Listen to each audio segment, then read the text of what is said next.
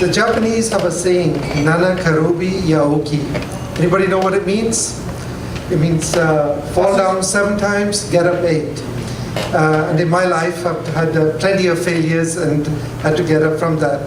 And today I'd like to share with you about some of the lessons learned from those failures, especially from in the world of startups. My first startup was a typical 4 guys in a garage deal. I was the marketing guy and 3 engineers. And what I discovered early on was you need much more than an idea for a startup to succeed.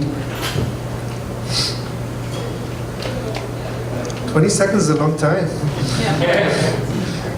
My next startup was a spin-out from an IT consulting company, about 12, 15 people. We developed a software for the small to medium business space. But when we made the round with investors, what we found out was that they like to invest in enterprise, i.e. large, elephant-sized software. So stick to that. Development was being done in India, and we found there was a communication problem. Whenever we found problems, they never saw them.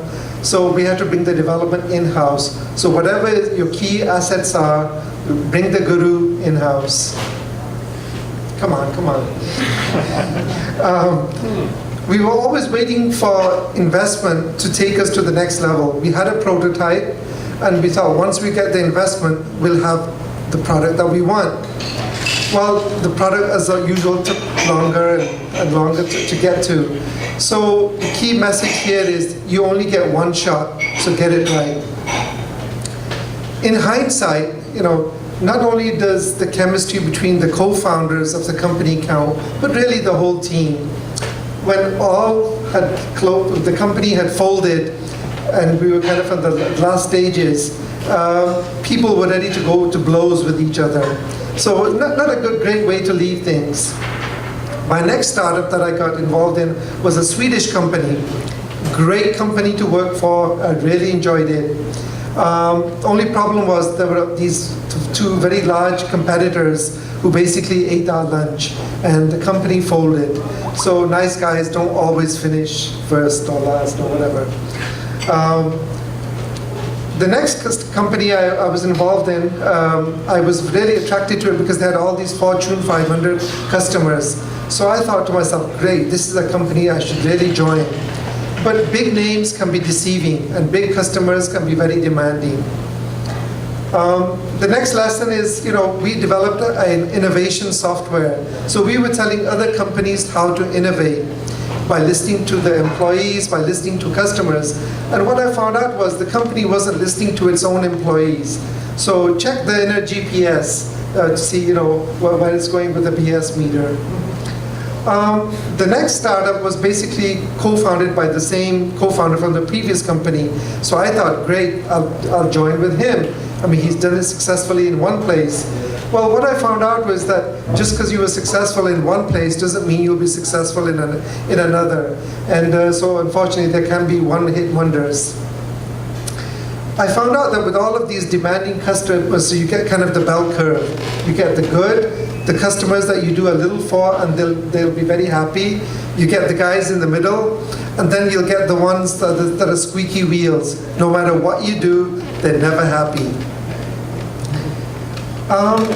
One of the things that I found out that with this new startup was that the co-founders were 2 Stanford PhDs. Nothing against Stanford or PhDs, but don't get too impressed with credentials. I'm not saying their degrees were fake by any means, but uniforms, of course, can be bought. My current startup is actually a wedding planning site. And what I'm discovering on that is that in the time that it requires, the budget that it requires, you can basically multiply everything by 3. So when you go head-to-head with a sumo wrestler, be careful.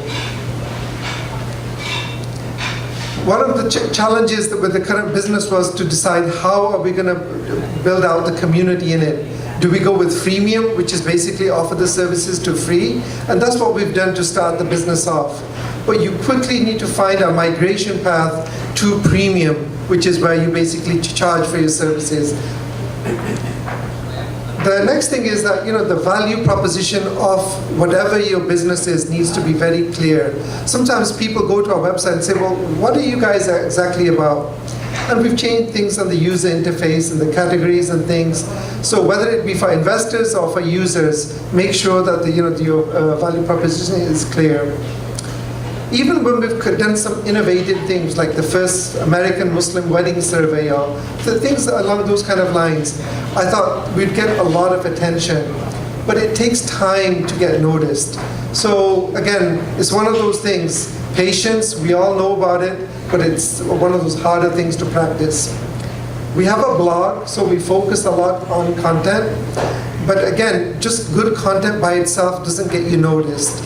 It has to be something controversial, something that's what we call buzzworthy, something that kind of get the attention out there. So whatever you do, keep that in mind.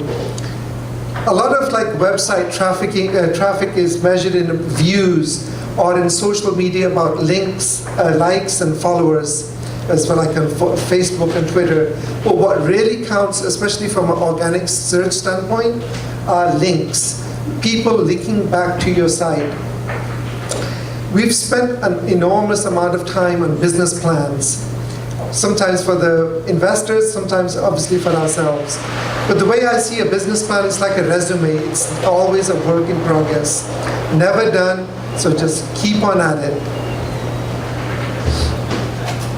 And last but not least, so what makes a successful startup? Basically, what I've discovered is that really the sun, moon, stars, and the planets all have to line up. You need a great idea, you need execution, you need the right team, you need the right timing, and a prayer doesn't hurt either. So all of the things have to line up. And that's all I have. Thank you.